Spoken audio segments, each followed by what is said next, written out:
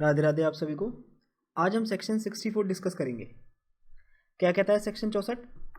Proof of documents by primary evidence. Documents must be prove by primary evidence accept in the cases here in after mentioned. तो क्या कहता है जी section 64? Documents को primary evidence से ही prove किया जाएगा उन केसेस को छोड़ के जो आगे के सेक्शंस में बताए गए हैं, except in the cases hereinafter mentioned. Hereinafter mentioned means section 65 में जो बता रखे हैं। ओके, अब नेक्स्ट सेक्शन देखते हैं, सेक्शन 65। क्या कहता है जी section? Cases in which secondary evidence relating to documents may be given. यानी किन केसेस में पार्टीज डॉक्यूमेंट से रिलेटेड सेकेंडरी एविडेंस लीड कर सकती है। तो इसका मतलब क्या है कि जो फॉलोइंग केसेस जो सेक्शन 65 में प्रोवाइड कर रखे हैं, इन केसेस में कोर्ट पार्टी को फोर्स नहीं कर सकती टू ब्रिंग प्राइमरी एविडेंस। तो चलिए डिस्कस करते हैं। Secondary evidence may be given of the existence, condition or contents of a document in the following cases. अब ये जो नीचे कुछ फॉलोइंग केसेस बता रखे हैं, इन केसेस में पार्टी जो है डॉक्यूमेंट से रिलेटेड सेकेंडरी एविडेंस को लीड कर सकती है। ओके, तो ये जो केसेस हैं इनको बाद में देखेंगे, पहले थोड़ा सा रफली इस सेक्शन के बारे में और डिस्कस कर लेते हैं। क्या कहता है जी आगे? It must be borne in mind that this section is meant for the protection of persons who in spite of best efforts are unable due to the circumstances beyond their control to place before the court the primary evidence. यानी इस section को originate क्यों किया गया है? ये जो section है उन लोगों के प्रोटेक्शन के लिए ओरिजिनेट किया गया है जो अपने बेस्ट एफर्ट्स के बावजूद कोर्ट के आगे प्राइमरी एविडेंस लीड नहीं कर सकती because of the circumstances beyond their control. Okay, आगे चलते हैं। The contents of a document in general must be prove by filing the deed itself, but cases often occur when it is impossible for a party to produce the original. If in such cases the secondary evidence is not permissible, grave injustice would be the result. Consequently, secondary evidence of the contents of a document are allowed under section 65. तो इन्होंने क्या बताया कि general rule is party document के content को deed file करके prove करेगी। कौन सी डीड? ओरिजिनल डीड, है ना, या फिर प्राइमरी एविडेंस। लेकिन कई बार पार्टीज के लिए ओरिजिनल डॉक्यूमेंट प्रोड्यूस करना इम्पॉसिबल हो जाता है, और ऐसे केसेस में यदि सेकेंडरी एविडेंस को अलाउ नहीं किया गया तो पार्टी को ग्रेव इनजस्टिस हो सकता है। इसलिए सेक्शन 65 में डॉक्यूमेंट के कंटेंट को लेकर सेकेंडरी एविडेंस को अलाउ किया गया है। ऑलराइट, आगे क्या कहता है, आगे डिस्कस करते हैं। अंडर सेक्शन 65 सेकेंडरी एविडेंस में be given as regards the contents of a document either in civil or in a criminal case. Very important for PT. क्या बोलता है जी? सिविल या क्रिमिनल किसी भी केस में डॉक्यूमेंट के कंटेंट्स को लेकर सेकेंडरी एविडेंस दिया जा सकता है। Two condition must be establish before secondary evidence can be let in under section 65। That is, secondary evidence को लीड करने से पहले दो कंडीशंस को पूरा करना होगा, और वो दो कंडीशन कौन कौन सी है? A, it must be shown that there is or was a document in existence capable of being prove as secondary evidence. तो पहली कंडीशन क्या है? यह दिखाना जरूरी है कि पार्टीज के पास एक डॉक्यूमेंट एग्जिस्टेंस में है या एग्जिस्टेंस में था जिसको सेकेंडरी एविडेंस के तौर पे प्रोड्यूस किया जा सकता है। And second condition is proper foundation must be laid for the reception of such evidence. That is, circumstances must be shown which would justify leading secondary evidence. In other words, secondary evidence cannot be tendered without accounting for the non-production of the original. तो second condition क्या कहती है? Party को secondary evidence lead करने का proper ground show करना होगा, यानी पार्टीज को वो सर्कमस्टेंसेस दिखाने होंगे जो सेकेंडरी एविडेंस लीड करने को जस्टिफाई करते हैं। ओके, या दूसरे शब्दों में हम कहें तो सेकेंडरी एविडेंस को तब तक टेंडर नहीं किया जा सकता जब तक ओरिजिनल के नॉन प्रोडक्शन का पार्टीज रीजन नहीं दे देती। ठीक है ना? आगे बोलता है the supreme court in H Siddiqui versus A Ramalingam observe that the provision of section 65 of Indian evidence act provides for permitting the parties to adduce secondary evidence. तो सेक्शन 65 से रिलेटेड केस कौन सा है जी? H Siddiqui versus A Ramalingam. इस case में supreme court ने क्या ऑब्जर्व किया था कि जो सेक्शन 65 है वो क्या प्रोवाइड करता है कि जो पार्टीज है वो सेकेंडरी एविडेंस को भी प्रोड्यूस कर सकती है। ठीक है, चलिए अब हम सेक्शन को डिस्कस करते हैं। Secondary evidence may be given of the existence, condition or contents of a document in the following cases. A, when the original is shown or appears to be in the position or power। तो क्या कहता है जी? जब original उस person के position में है या फिर उस पर्सन के पावर में है। कौन कौन से पर्सन है वो? Of the person against whom the document is sought to be proved, यानी जिस पर्सन के अगेंस्ट पार्टी उस डॉक्यूमेंट को प्रूव करना चाह रही है वो जो डॉक्यूमेंट है वो उस पर्सन के पावर में है या फिर उस पर्सन के पोजीशन में है, दैट इज एडवर्स पार्टी के पोजीशन में।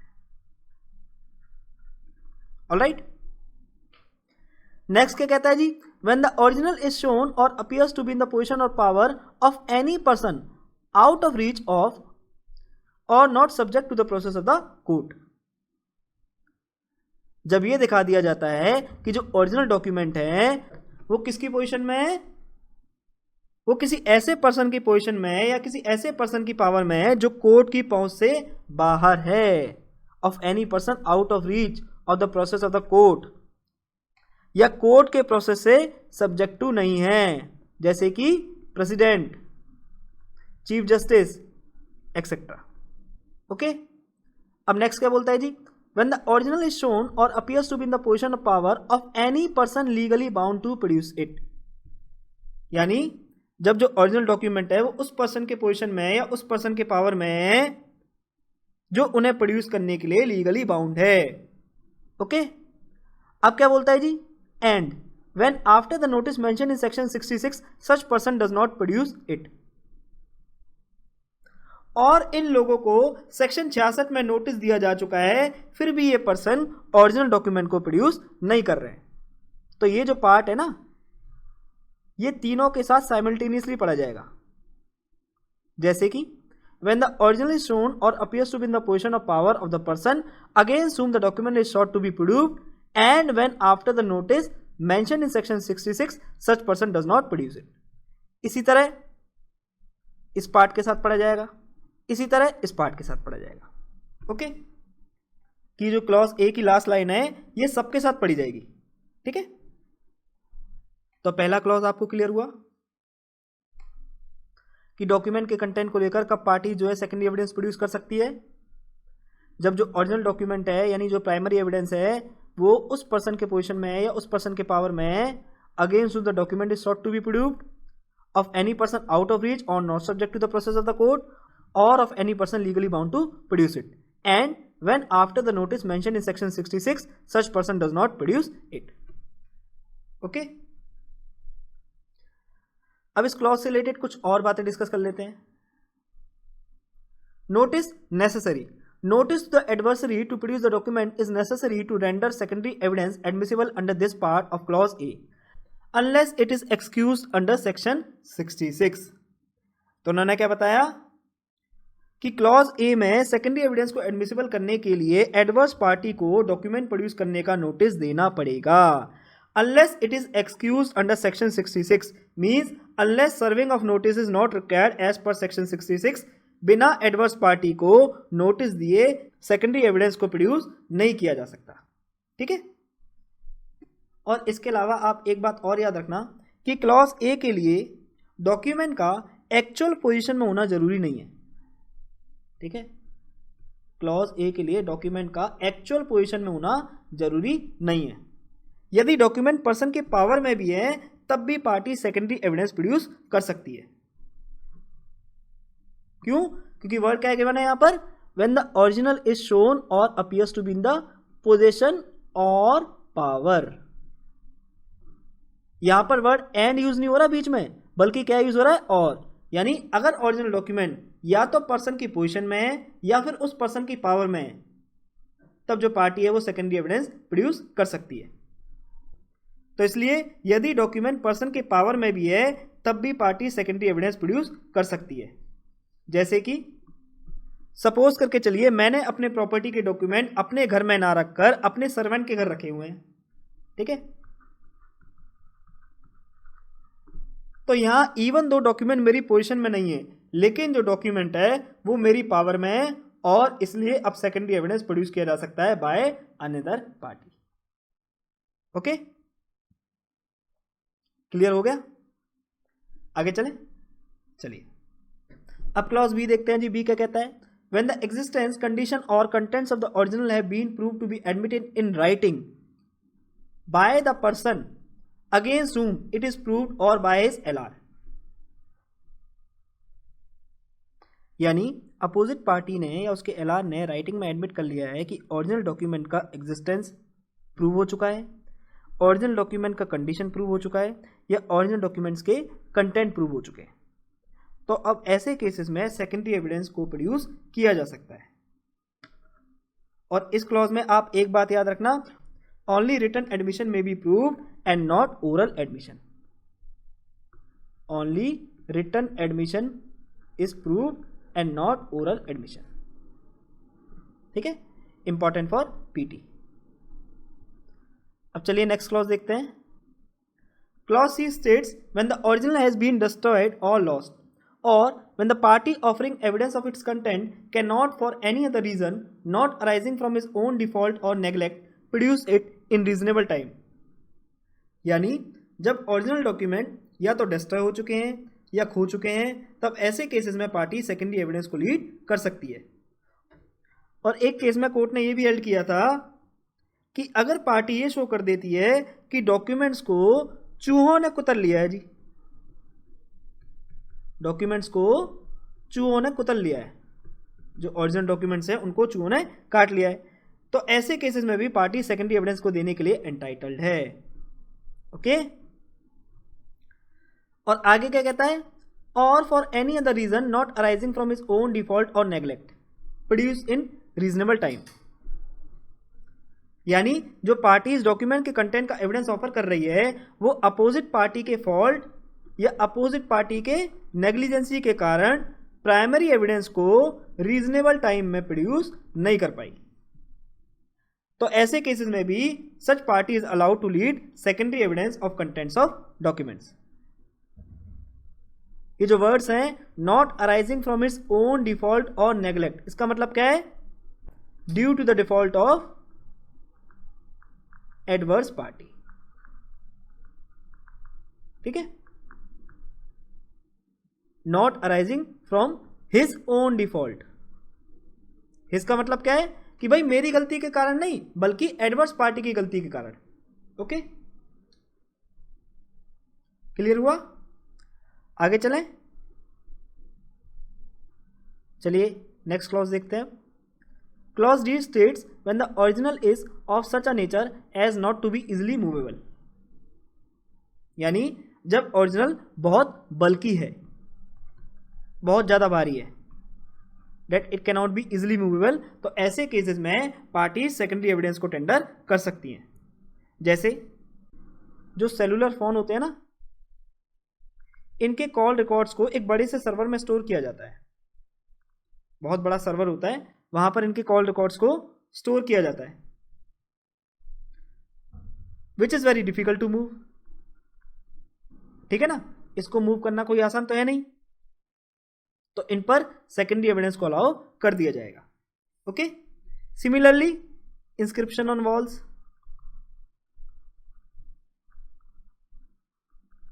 Monuments can be proved by secondary evidence. ठीक है, अब नेक्स्ट क्लॉज क्या कहता है? When the original is a public document within the meaning of section 74, यानी जब ओरिजिनल सेक्शन 74 में एक पब्लिक डॉक्यूमेंट है, मींस पब्लिक डॉक्यूमेंट के केस में पार्टी केवल सेकेंडरी एविडेंस ही प्रोड्यूस कर सकती है। ओके, नेक्स्ट क्लॉज देखते हैं। When the original is a document of which a certified copy is permitted by this act or by any other law in force in India to be given in evidence, यानी original अपने आप में एक ऐसा document है जिसका Indian evidence act के according या अदर लॉ के अकॉर्डिंग पार्टी सर्टिफाइड कॉपी दे सकती है। Any other law in force in India का क्या मतलब है? जैसे bankers book of evidence act, section 4 of power of attorney act,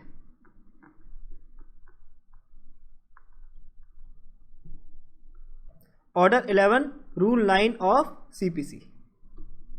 okay, अब नेक्स्ट क्लॉज क्या कहता है? When the original consists of numerous accounts or other documents which cannot conveniently be examined in court and the fact to be proved is the general result of the whole collection। यानी जब originals अपने आप में बहुत सारे documents को contain कर रहा है जिनको इजीली कोर्ट में एग्जामाइन नहीं किया जा सकता और जिस फैक्ट को प्रूव करना है उसे जनरली प्रूव किया जाना है, ना कि उसके एक एक टर्म्स को प्रूव करना है, तो ऐसे केसेस में आप सेकेंडरी एविडेंस दे सकते हो। अब ये जो क्लॉज जी है इसको हम सेक्शन की लास्ट लाइन के साथ में पढ़ते हैं। क्या कहती है जी सेक्शन की last line? In case G the evidence में be given as to the general result of the document by any person who has examined them and who is skilled in the examination of such documents. यानी document के general result को लेकर evidence उसी person के द्वारा दिया जाएगा जिसने उस डॉक्यूमेंट को एग्जामाइन किया हो और जो उन डॉक्यूमेंट्स को एग्जामाइन करने में स्किल्ड भी हो। ठीक है, जैसे कि मर्चेंट अकाउंट बुक, हिंदी में क्या बोलते हैं? बही खाते। तो ये जो प्रोविजन है क्यों बनाया गया है? To save the time as examining by unskilled person will leads to wastage of court time. Okay, अब आप एक बात याद रखना कि ये जितने भी क्लॉजेज हैं A B C D E F G, ये जितने भी क्लॉजेज हैं ये सेक्शन 65 के लास्ट के 4 पैराग्राफ के साथ पढ़े जाएंगे। The last 4 paragraphs of section 65 state the kind of secondary evidence admissible in clause A to G. और ये जो लास्ट के 4 पैराग्राफ जो सेक्शन 65 में बता रखे हैं वो क्या प्रोवाइड करते हैं कि क्लॉज ए से लेकर क्लॉज जी तक पार्टी किस तरह का सेकेंडरी एविडेंस लीड कर सकती है। जैसे in cases A C and D any secondary evidence of the contents of the document is admissible. यानी क्लॉज ए, क्लॉज सी और क्लॉज डी के केस में पार्टी किसी भी तरह का सेकेंडरी एविडेंस लीड कर सकती है। किसी भी तरह का सेकेंडरी एविडेंस का मतलब क्या हुआ?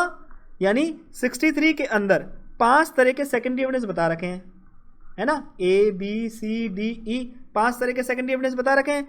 तो उन 5 में से किसी भी एक तरह का सेकेंडरी एविडेंस प्रोड्यूस किया जा सकता है। किन किन क्लॉजेज में? क्लॉज ए, क्लॉज सी और क्लॉज डी में। ओके, नेक्स्ट क्या कहता है जी? In case B the written admission is admissible. Clause B के केस में रिटन एडमिशन ही एडमिसिबल होगा। Very important for PT. जबकि क्लॉज ई और एफ की बात करें तो एक certified copy of the document but no other kind of secondary evidence is admissible. यानी ई और एफ के केस में केवल डॉक्यूमेंट की सर्टिफाइड कॉपी एडमिसिबल होगी, that is 63 clause 1 only and not rest 4 clauses of section 63। Okay, और ये बचा हुआ जो आखिरी पार्ट है जी, इसको हम ऑलरेडी डिस्कस कर चुके हैं।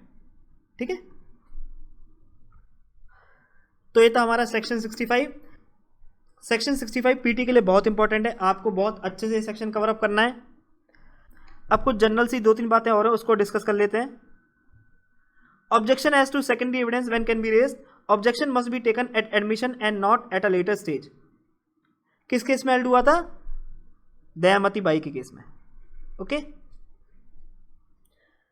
यानी सेकेंडरी एविडेंस को लेकर अगर कोई ऑब्जेक्शन है तो पार्टी उसे एडमिशन की स्टेज पर ही उठाएगी, ना कि लेटर स्टेज पर। और आप एक बात जरूर याद रखना, सेकेंडरी एविडेंस सिर्फ उन्हीं डॉक्यूमेंट का दिया जा सकता है जिन डॉक्यूमेंट का प्राइमरी एविडेंस दिया जा सकता है। समझ रहे हो? दोबारा से सुन लो ढंग से। सेकेंडरी एविडेंस केवल उन्हीं डॉक्यूमेंट का दिया जाएगा जिन डॉक्यूमेंट का प्राइमरी एविडेंस दिया जा सकता है। यानी अगर किसी डॉक्यूमेंट का प्राइमरी एविडेंस नहीं दिया जा सकता तो उसका सेकेंडरी एविडेंस भी नहीं दिया जा सकता।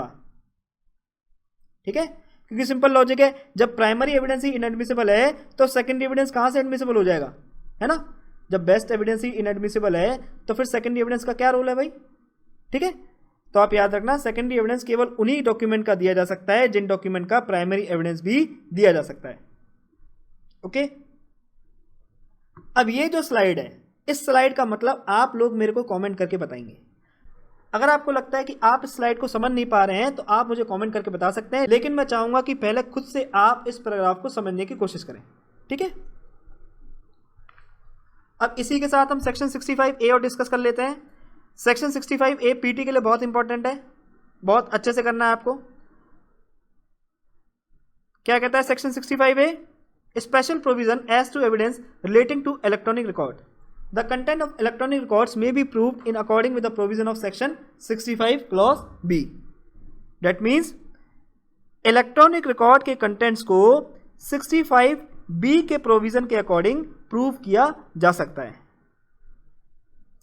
दोबारा से बता रहा हूं, 65A में ये गिवन है कि इलेक्ट्रॉनिक रिकॉर्ड के कंटेंट को 65B के प्रोविजन के अकॉर्डिंग प्रूव किया जा सकता है। Okay, this is very important for PT. कई बार पीटी में पूछ लेते हैं कि 65A डील्स विद व्हाट, तो 65A deals with special provision of electronic record. और जो 65B है वो किससे डील करता है? Admissibility of electronic record. और जो 65A और 65B हैं ये कब आए थे? ईयर 2000 में ये दोनों ऐड हुए हैं। ओके, तो ये कुछ पीटी की इंपॉर्टेंट बातें हैं जो इस सेक्शन के रिगार्डिंग आपको याद रखनी है। सेक्शन 65B को आपको पूरा नहीं पढ़ना है, पूरे के पूरे 65B को आप स्किप कर देना, केवल आपको इस सेक्शन का टाइटल ही रीड करना है। ऑलराइट, तो ये था हमारा सेक्शन 65A। तो ये था हमारा आज का लेक्चर। अगर आपको लेक्चर पसंद आया है तो आप लाइक, शेयर और कमेंट जरूर कीजिएगा, और अगर आपको लेक्चर पसंद नहीं आया है तो आपको डिसलाइक करने का भी पूरा राइट है।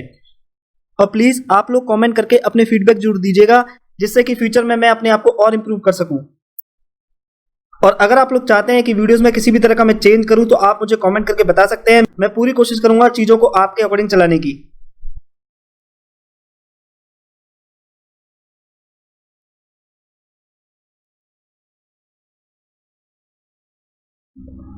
स्पेशल थैंक्स टू माय गुरु नेहा सिंह, जिन्होंने ईयर 2018 में इंडियन एविडेंस एक्ट का अपना ज्ञान मेरे साथ साझा करके मुझे लेक्चर बनाने के काबिल बनाया। अगर आपको इस लेक्चर से कुछ सीखने को मिला है और आप मुझे कंट्रीब्यूट करना चाहते हैं तो आप मुझे कंट्रीब्यूट भी कर सकते हैं। ये है मेरा QR कोड, आप किसी भी ऑनलाइन पेमेंट एप्लीकेशन के थ्रू मुझे पेमेंट कर सकते हैं। और याद रखना, ये कंट्रीब्यूशन जो भी आप करोगे ये केवल सोसाइटी के लिए यूज किया जाएगा, जैसे कि गरीब बच्चों की पढ़ाई के लिए, उनकी शादी के लिए, गौ माता की सेवा के लिए, etcetera. Because I believe this contribution is by the people, of the people and for the people only. इसके अलावा इंस्टाग्राम और फेसबुक पे आप मेरे को फॉलो कर सकते हो, जो लिंक है वो डिस्क्रिप्शन बॉक्स में गिवन है। इंस्टाग्राम पे मैं अक्सर लाइव भी आता हूँ और प्रीवियस ईयर क्वेश्चन भी शेयर करता हूँ। तब तक के लिए स्वस्थ रहिए, व्यस्त रहिए और मस्त रहिए। Take care of your health physically, mentally and emotionally. जय हिंद, जय भारत।